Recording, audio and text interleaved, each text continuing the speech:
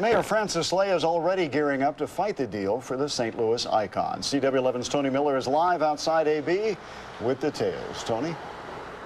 Rick, the news hit today like a bombshell. Workers inside AB here nervous about their jobs.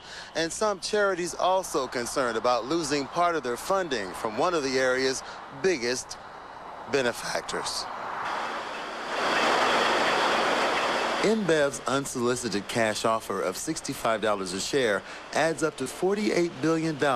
Stockholders would share a whopping $4 billion among themselves. Some analysts are calling it a sweet deal. InBev is the world's largest brewer by volume. Anheuser-Busch is the largest U.S. brewer, and each is dominant in different parts of the world. Geographically, it's a good fit. Financially, it's a good fit. What's unanswered is it a cultural good fit? In other words, are the two cultures significantly different to where it would be uncomfortable for both sides to work together? Anheuser-Busch's board of directors has vowed to make a decision that's in the best interest of stockholders, but it was an anxious day for AB's 5,000 workers. Everyone's just, nervous, but everyone's just saying don't speculate, and it's really months away from anything. Anheuser-Busch is an American icon and an integral part of St. Louis's image, and City Hall is gearing up for a fight. Mayor Slay is urging local shareholders to pressure board members to say no. Another concern, the impact a change in ownership would have on local vendors and nonprofits who rely on their home field advantage to capture AB dollars. The impact that Anheuser-Busch have had on Matthew Dickey for the last 40 years is almost unmeasurable. Now, Governor Blunt has also vowed to fight this thing, but some analysts are saying even if the board decides to fight, there's a good chance that the stockholders will pass it. Reporting live from AB, Tony Miller, CW11 News. All right, Tony, thank you for that. Area rivers tonight are close to cresting after last week's heavy rainfall. And there is word that more rain is headed our way. Karen joins us from the Weather Center with more. Karen? Well, Melanie, right now all's quiet. We're about 24 hours off before we actually start seeing the rain moving in to the viewing area. You can see it's well off to the west. In fact, very little even moving into northwestern Missouri, all of it over Kansas, moving up into Nebraska as well as up into Iowa. All those areas are the areas we don't want to see an increase of rain because all of that then eventually comes down into our area. So we're looking at a couple of crests here. The first crest on the Mississippi River will be next Wednesday, and you can see many well above flood stage on the Merrimack and Arnold. That is expected to crest at about 33 feet on Sunday, and then on the Missouri River, most will be cresting either later this week or into the weekend. So that's the river levels for you, but what's in store for the forecast? More warm air on the way? Stick around, I'll have the answers for you coming up. Rick? All right, Karen, thank you. The threat of flooding is a big concern in other parts of the Midwest. In Wisconsin, floodwaters have washed away several homes like this one in the past several days. In Iowa, National Guard troops have blocked bridges into and out of major cities. Mandatory evacuations are in effect for parts of Iowa as well as Indiana. Some local disaster relief workers are heading to Iowa and Indiana to help those recovering from the flooding. 5 case workers were deployed this morning. They will join 7 others already assisting victims. The National Weather Service says what we're going to see won't be as bad as the horrible year of 1993, but it will be one of our top 5 worst floods. It could be at least a week before the Mississippi crests, but Gabrielle Biondo joins us to show us how it's already taking its toll. Well, tonight the Mississippi River is about 2 feet above flood stage. It might not sound like much, but it's enough to shut down the President Casino and barge traffic along the river. And the National Weather Service is predicting more water on the way. George Foster makes a living cleaning and repairing barges, but with the water rising on the Mississippi, barge traffic is shutting down, and that's bad for business. Fuel costs have gone up in the neighborhood of 15 to 20%, and then our dry dock revenue has dropped by 25%. Foster says the higher the water, the harder the boats work to push the barges, and one of his 4 dry docks is underwater and unusable. We haven't seen a slowdown on the barge cleaning as of yet, but it will. That's because the Army Corps of Engineers is preparing to close some of the locks along the river. We will close Lock 24 at Clarksville and Lock 25 at Winfield, Missouri on Sunday and Monday, respectively. Both are north of St. Louis, but that will close barge traffic. When a lock is closed, there's no river traffic at all through there. There are 29 lock and dam systems in the Mississippi from Granite City up to Minneapolis-St. Paul. Closing them protects the equipment that operates what is essentially an underwater staircase. As you know, the rain up north of here is what's causing the problem. And it's also closing roads along the river in downtown St. Louis, and today the President Casino shut down. It's higher than I thought it was going to get. I didn't think it'd get this high. And the National Weather Service says even more water is on the way. It concerns us if it gets to the point where people aren't bringing barges into St. Louis, then basically our cleaning operation will shut down. Now, the National Weather Service tells me people can expect significant flooding north of Grafton. In St. Louis, expect cresting around the 23rd, and it will be just under 37 feet, but they say that's moderate flooding. It's also if there's no more rain. And as Karen mentioned, more is on the way, so they do advise anyone with a business or home along the river to just watch the forecast, Rick. Yeah, it's been a very tough spring, Gabrielle. Thank you. The St. Peter's man tonight, he is hospitalized after an accident left him pinned underneath a tractor. It happened in St. Peter's earlier this evening. Emergency workers say the man was cutting grass on Hampton Crossing Court near Cox Hill Road when his tractor tumbled down a 25-foot embankment and into a creek. The victim was transported to an area hospital. Details about his condition are not being released.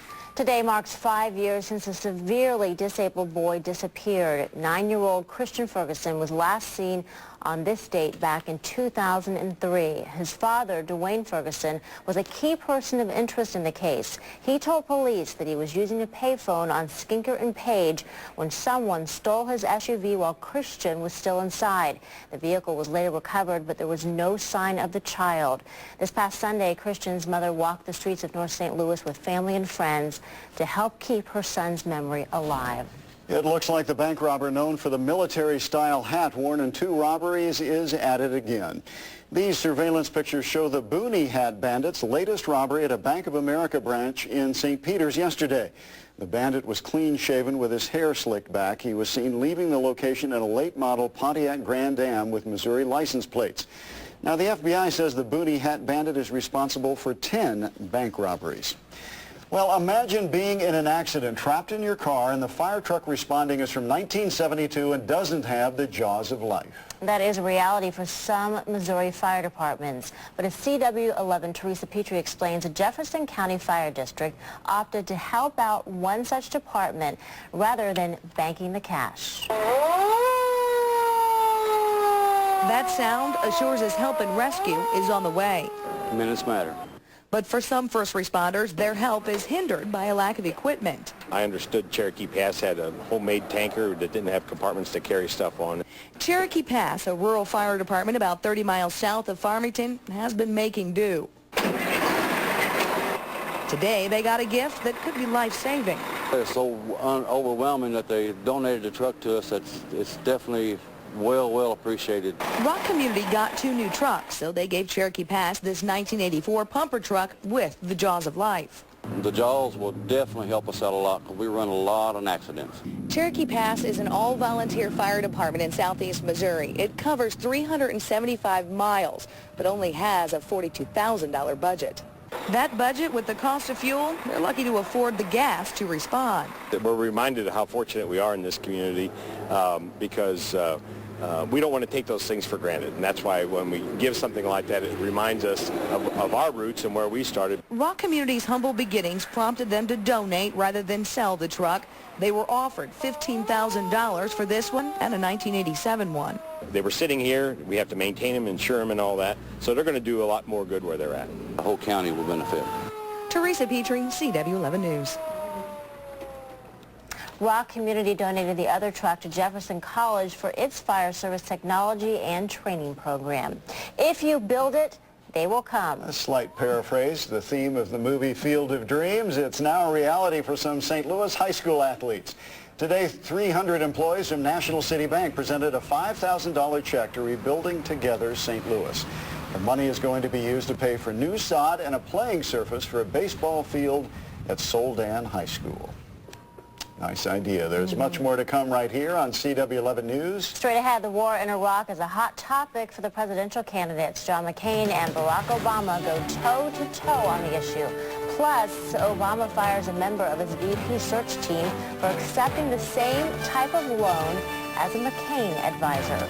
And then in tonight's CW11 Remembers, we look back on what was once the largest river cruise ship in the world. You're watching CW11 News. You're watching CW11 News with Rick Edlund, Melanie Moon, weather with Chief Meteorologist Karen Shipman, and sports with Rich Gould. CW11 News.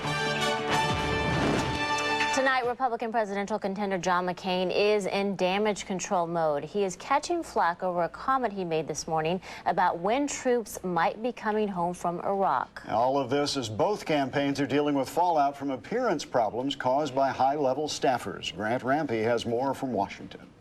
John McCain asked if he had any idea when American forces in Iraq might be coming home. No, but that's not too important. What's important is the casualties in Iraq. That answer prompting top Senate Democrat Harry Reid to pounce, quote, McCain just doesn't get the grave national security consequences of simply staying the course in Iraq. Quick on the defense, McCain advisor Joe Lieberman shot back, Democrats are trying to distort McCain's words. Then later, there was McCain himself speaking about the war at this rally. Is it long and hard and difficult, and are the casualties painful to us? Even one, of course. Some pain for the Obama campaign. The leader of his vice presidential search committee, Democratic Party insider Jim Johnson, has just resigned. He'd been taking heat for millions of dollars worth of sweetheart loans that he received from Countrywide Financial, in hot water for its role in the subprime mortgage crisis. The McCain camp says the resignation raises serious questions about Obama's judgment. So to the extent that they have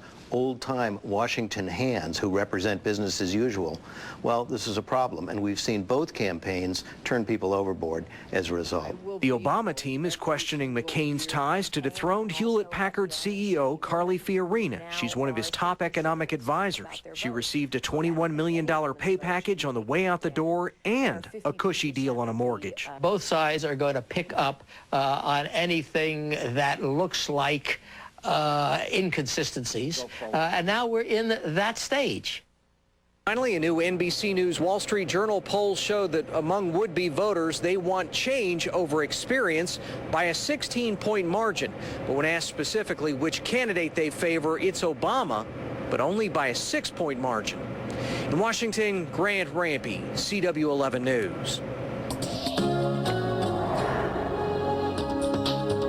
Last thing we want to hear is more rain. Yeah, so let's talk about today. And we had the second day in a row, no rain. So we're actually on a pretty good roll. And I think we'll get by tomorrow with no rain as well, most of the day. Here's a look at more of the flooding downtown where the President Casino has had to close doors. And you can see quite a bit of rain, especially around the Lenore K. Sullivan Boulevard, all that area, Laclede's Landing, all that area underwater. Well, everything's relatively quiet right now, but we are seeing some action well off to the west. In fact, a pretty long line of severe weather over portions of Iowa, Nebraska, and moving over now into central Kansas. All of this is ahead of a cold front that is a slow mover, and unfortunately, because it's a slow mover, it is a soaker. So we're looking at picking up some significant rain with this system. All right, here's a look at some of the river totals that we showed you earlier at the top of the show. Just about everyone will be seeing on the Mississippi River cresting next week. And this Sunday, they will be cresting in Merrimack. The Merrimack River will crest on Sunday, and the Missouri River is expected to crest by the end of this week, as well as in many locations at the end of next week. All right, here is where the watches and warnings are. Tornado warnings from portions of Minnesota moving into Iowa, and this is actually the area that doesn't need the rain, and it is getting quite a bit of it, and this will slowly, as I mentioned, start moving over into into our region. And we're expecting to get quite a bit of rain to the north of us. St. Louis, probably about a half of an inch, but you can see this swath of orange and yellow. That's anywhere from 3 to 5 inches, and that's certainly not news that they want to hear. And with the increase in rain, mold will be high as it is today. And a few of the allergens, the tree pollens, ash, hickory, and plantain checking in at low levels. It was a warm one today. We bumped up temperatures slightly, upper 80s to low 90s in many locations. 91 out at Spirit Airport in Chesterfield, as well as up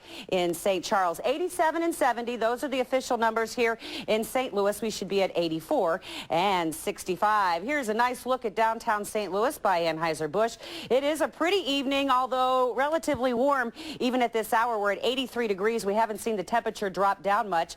Our humidity at 51%. We have a southeast wind at 13 miles per hour, but we're seeing gusts at 18 miles per hour. So here is the setup. Quiet tonight. And again, I think we'll get through most of tomorrow dry as well. You can see these showers lining up, and they are holding together as we put this into motion. You can see that this is moving off towards the west or the east very, very slowly. Looking at some rain coming in by about 7 o'clock tomorrow, with the heaviest in the northeastern portion of Illinois and in central Illinois. And that looks like where the heaviest will be until about 4 o'clock in the morning on Friday. Then we start seeing the heavy rain, and most of this should be moving out of the area as we get into Friday evening. And you'll see that this is 7 o'clock. Still have a little bit of light rain, but most of it will be out of here on Friday evening, overnight into Saturday. So partly cloudy, warm tonight. Look for a low of 71, 91 tomorrow. It will be a yellow air quality day. And here's how we look for the next several days. Well, the good thing is we're going to get a little bit of rain. That's not the good thing, but with that system, it will bring temperatures down as well. So we're going to be in the upper 80s through the weekend, down to the low 80s to start off next week. And that is going to be beautiful weather next week. Perfect. Can't wait for it. Yeah. Thank you, Karen. Rick? This week on CW11 Remembers, it was the first cruise for a ship that would give St. Louisans decades of memories. The SS Admiral was a streamlined thing of beauty when it made its first cruise on June 12, 1940. 375 feet long with 5 decks, the Admiral was the largest river cruise ship in the world and the first Mississippi riverboat to be fully air-conditioned. It could hold 4,400 passengers. They delighted in cruising and dancing on the Admiral for the next 40 years. For St. Louisans, the decks became home to romance and treasured events. The Admiral is one of those places where for many people there are deep memories and deep attachments. It's because they had their prom on the Admiral, they got engaged on the Admiral, they had a wedding reception on the Admiral, they were proposed to on the Admiral. The Admiral actually dates back to 1907 when it was built as a side-wheeler steamboat named the Albatross. The makeover 33 years later wouldn't be the last conversion for the Admiral. At one time headed for the scrap heap, it was remade again into a floating casino. Still a river landmark a century after its birth. Next week, it was a landmark way to show off some of the zoo's most popular animals. That's next time on CW11 Remembers, brought to you by the Missouri History Museum and Schnucks. Braden Looper couldn't have been much better tonight as the Cardinals win again. We'll have that for you next in sports.